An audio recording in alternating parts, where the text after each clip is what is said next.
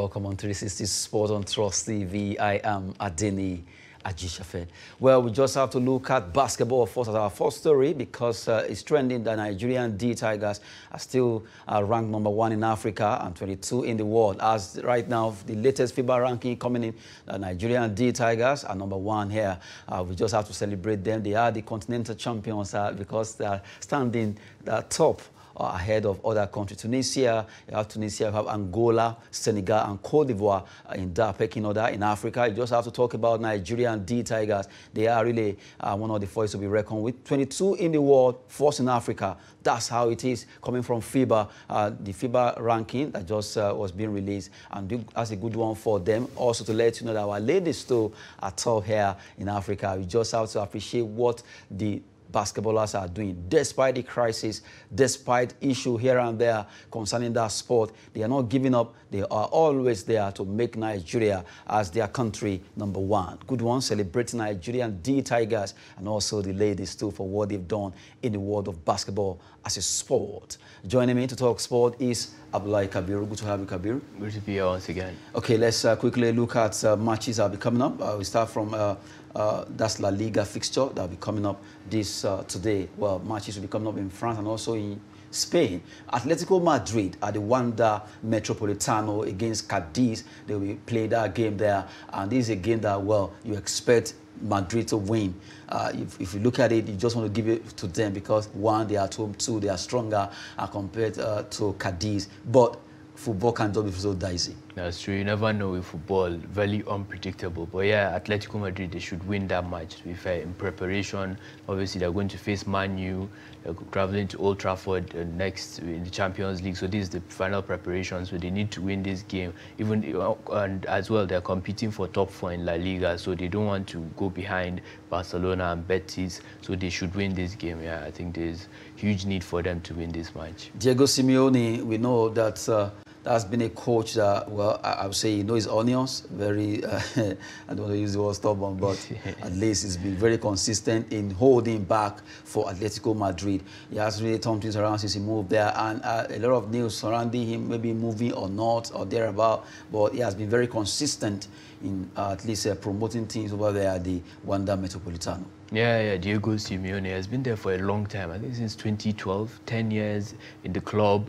And I don't know, they're a bit in a fluctuating process at the moment. They're no longer that good. They won the league last season, obviously. Some of the players are getting old, Suarez, all of them.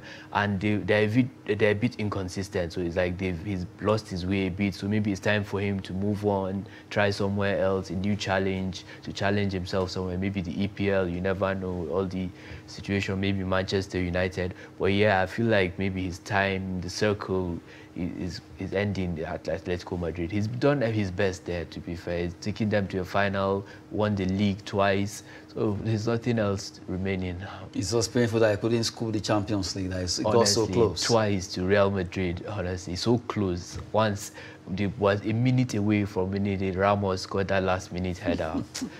We've been looking at the option of looking at the opportunity where Atletico Madrid could win against Cadiz. It has been a season where they just have to make statement. Now we have to move away from Spain as we go straight to France. Let's look at what Lille will be doing. The defending champion over there in French League 1. They will be playing against Saint-Etienne today. Well, after a lot of players left, they still have a lot of other players that are still making it, like Renato Sanchez. Sanchez is right now a player that almost all the club wants to buy him. Just the way Nkunku is doing for Leipzig, Sanchez is doing for Lille. After selling Victor Osimhen, Lille, well, to some extent, they've not been too pronounced this season, although they are the defending champion over there in France. But for tonight's game, you see them winning?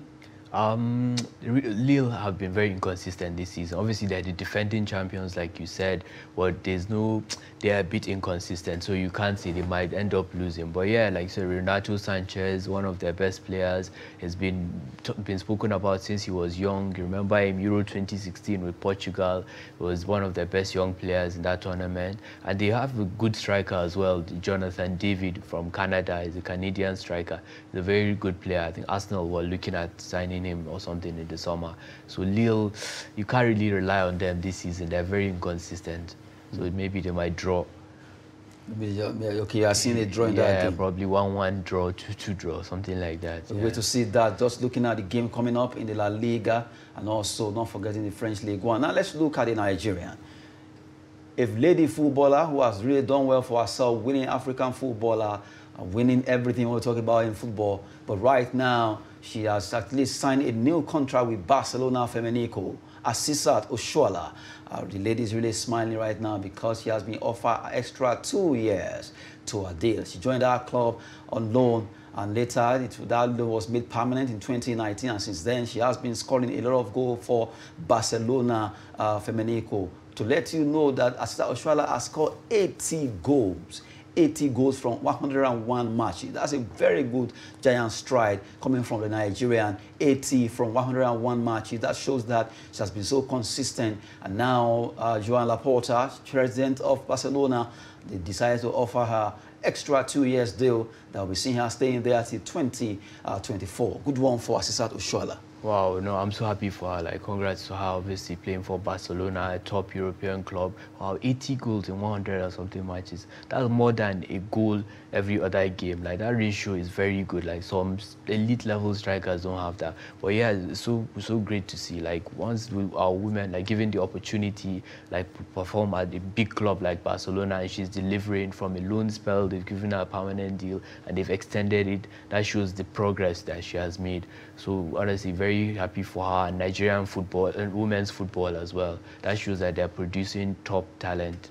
Despite the fact that, yes, a lot of competition over there in Barcelona. Right now, as we speak, Asisat Oshoala is the 6th highest goal scorer in the history of Barcelona. 6th. Wow. Yes. So it means she really deserves to get that 2 years, in fact, even more than 2 years. But I'm sure they are doing that because, okay, let's see what you're going to do. And then the next 2 years, if it performs better, we add an option of 1 more year or 2 or 3 or 4 thereabout. But for now, Barcelona are deeming it fit to offer her 2 years.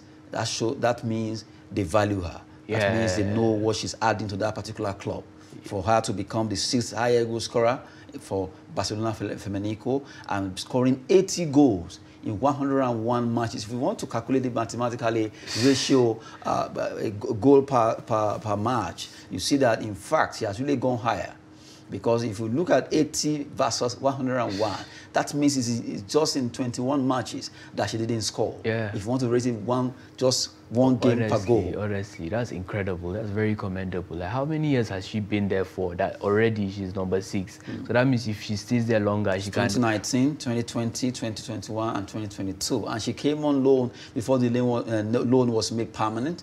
And after the loan spell, they saw that, oh, this is someone that we really need. Let's keep this lady. And they extended the contract, making the permanent deal. And now, being permanent, it's supposed to end at the end of the season.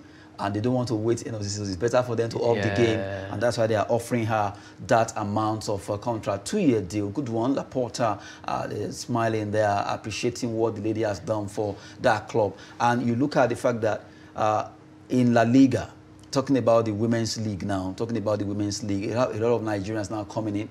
You have Rashida Ajibade and others who are playing, who are doing Oshoala too. She has joined Madrid, talking about Real Madrid now. Ajibade is with Atletico, and you have others, and they are beginning to come in. Okay, it's like influx now of Nigerian women footballers. Okay, they begin to see, before it used to be Sweden, Norway, Norway, Finland, but now we are beginning to see them playing in England, playing in Spain. You have a lot of Nigerian players in England, talking about the ladies now, Plumter, Aluko, all of them. They are doing well over there in England. And you just look at, oh, okay, they are coming to the mainstream. When it comes to women football, you have to give it up to Sweden, Finland, Norway. They are very good.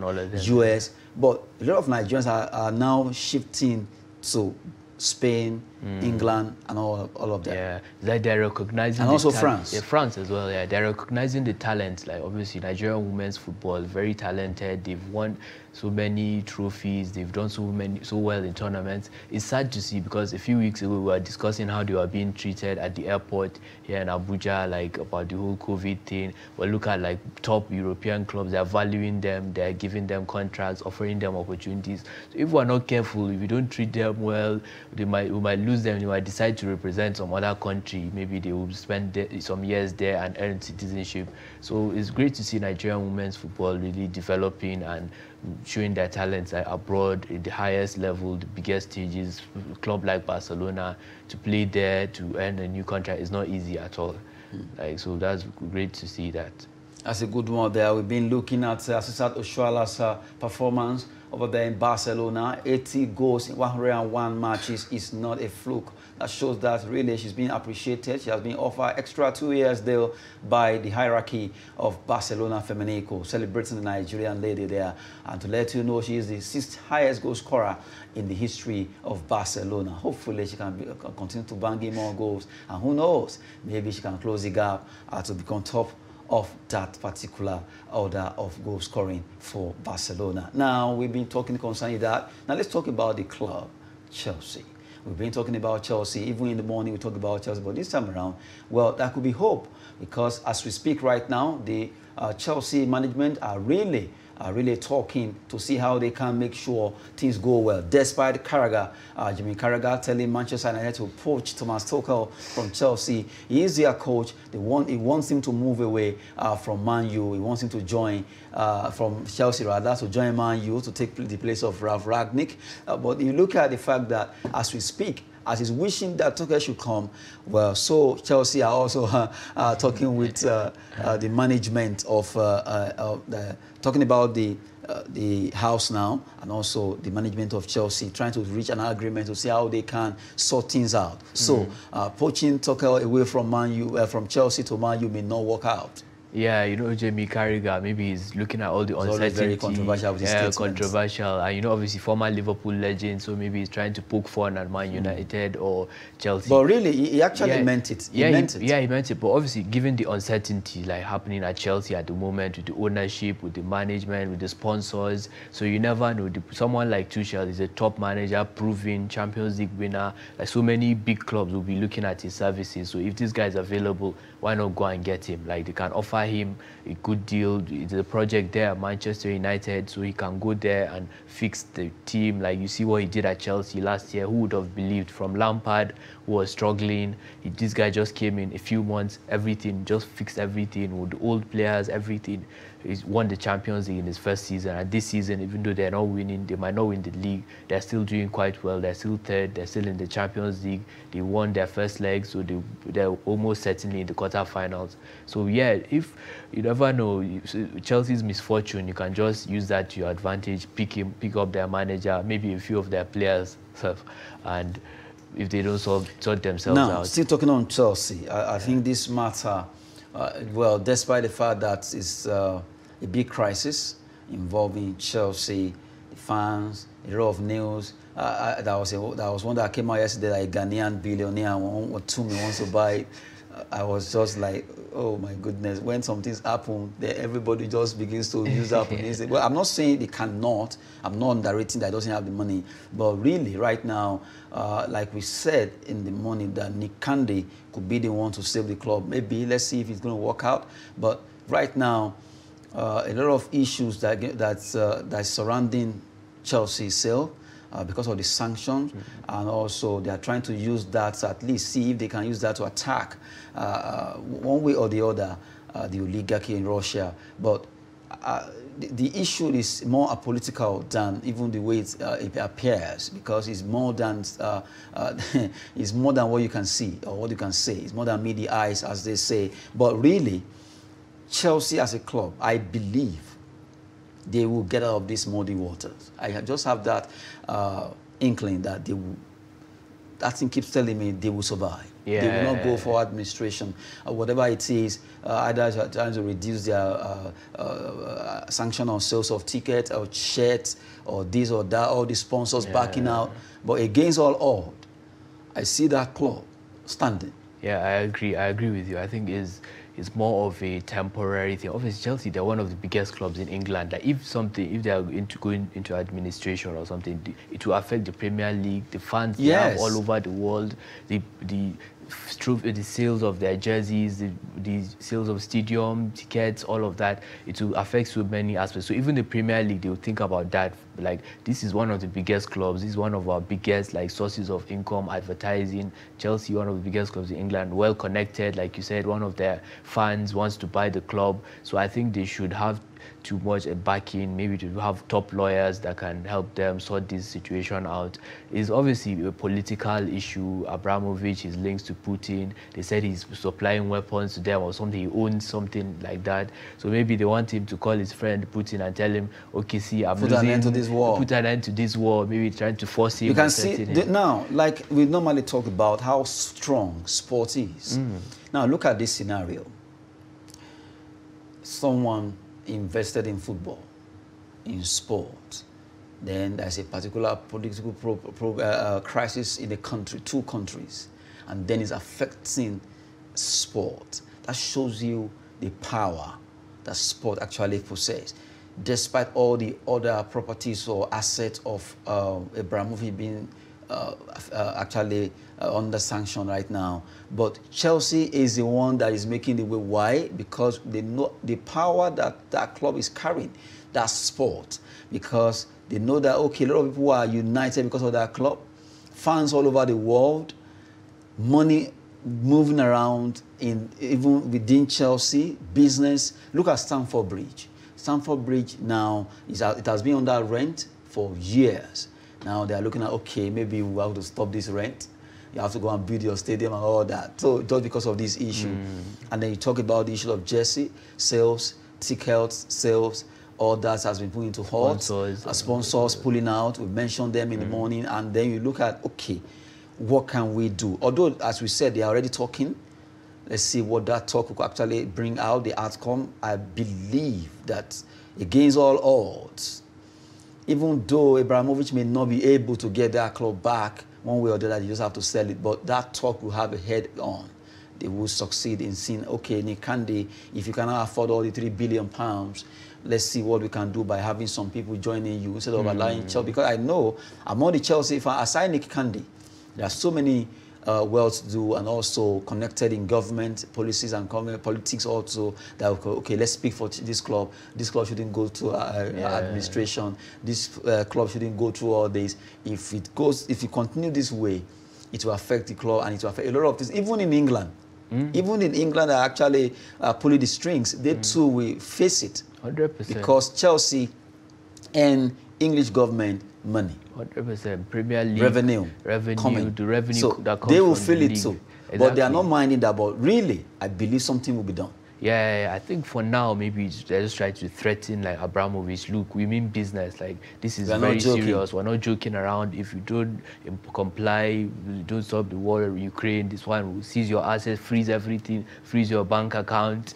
This thing. So they're trying to like really make a strong statement at the moment. But I think long term, like if they weigh everything up, the cost to them, the cost to the Premier League, everything, the players, like, is interwoven. Interwoven. Because you can't cut Chelsea away from England, can't cut Chelsea away from UEFA. Well, by the time you do all this, UEFA will feel it, FA will feel it, all the cups, 19 teams instead of 20. All the employers of employers, Chelsea, although some staff already, news are coming out that some staff are going to be laid off, this and that. A lot of issues that surrounded this particular. And for the fact that, I love the fact that it's happening to a big club. Assuming it's happening to one small club now, easily it can be just sweep apart aside. But now this is one of the biggest clubs in England, one of the biggest clubs in the world. So let's see where it's going.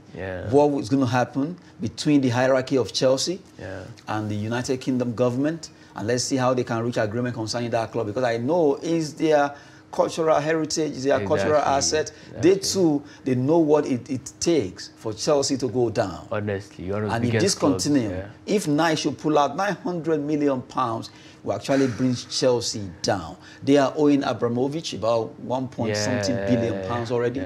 And now, if you pull out £900 million again, pound is not a small currency. It's a very strong currency. And it's going to affect that club. And imagine if Chelsea going out.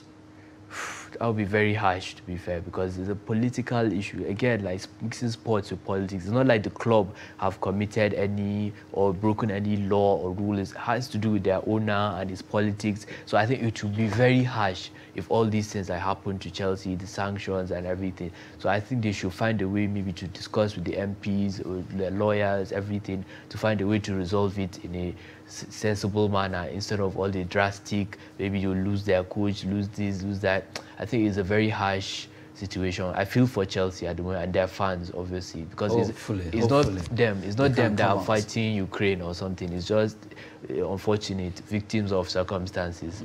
Yeah. Hopefully, Chelsea can bounce back from this particular issue going around. Although Jimmy Carragher is already telling Manchester United to poach to go for Thomas Tuchel, the story that led us to all the analysis that we were making, because you just have to, they are all interwoven. Either Man U going for Tuchel or Chelsea is going through crisis or thereabout, it's still Chelsea, because Tuchel is the manager of Chelsea. If Man U are going for him, it means, well, it will still affect that club. But if everything goes well between the two parties talking, the MPs and the Chelsea hierarchy, who knows? Maybe Chelsea might just be a way of even gaining more momentum of popularity or more money. Who knows? Everything can just turn around to favor that club called the Blues. Now let's look at another story trending. A man that coaches in PSG, his name is Pochettino, Mauricio Pochettino, wants Manchester United to convince him as #1 choice. News came out that it could be Erik ten Hag,